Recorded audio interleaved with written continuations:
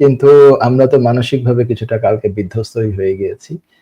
ইংল্যান্ডের যারা fan, specially আমরা যেহেতু ইংল্যান্ডে দীর্ঘ সময় যাবৎ থাকি, ইংল্যান্ডের বা ব্রিটেনের নাগরিক আমরা যারা আছি, অথবা যারা এখানে একটু লম্বা সময়ের জন্য থাকেন, তারা অনেকেই ইংল্যান্ডকে সাপোর্ট করেন। তো আমিও সেই রকমই, আমি সহ আমার অনেকেই পরিচিত বন্ধু বান্ধব।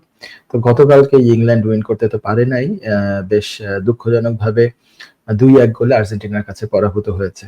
যদিও প্রথমে একটি চমৎকার গোল দিয়েছিল ইংল্যান্ড, সেই গোলটা ধরে রাখতে পারে নাই পরবর্তীতে, কারণ গোল করার পরে, যেটা নিয়ে এখন অনেক সমালোচনা হচ্ছে বা খেলার পরে সমালোচনা হয়েছে, বিভিন্ন যারা বোদ্ধা, যারা ফুটবল বিশেষজ্ঞ বা পণ্ডিত বা এক্স প্লেয়ার যারাই আছে, তারা বলছে যে এরকম ভাবে গোলটা দেওয়ার পরপরই সম্পূর্ণ ডিফেন্সিভ খেলা, এটা এটা যুক্তিসঙ্গত বা এটা ঠিক ছিল না।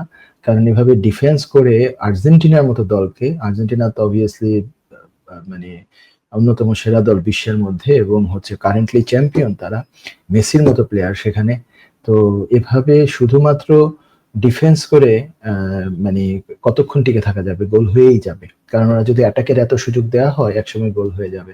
তো যেটা হওয়ার হয়ে গেছে, এবং পরবর্তীতে দেখা গেছে 2-1 গোলে শেষ পর্যন্ত, শেষের দিকে মাত্র 2টা গোল দিয়ে আর্জেন্টিনা জয় ছিনিয়ে নিয়েছে।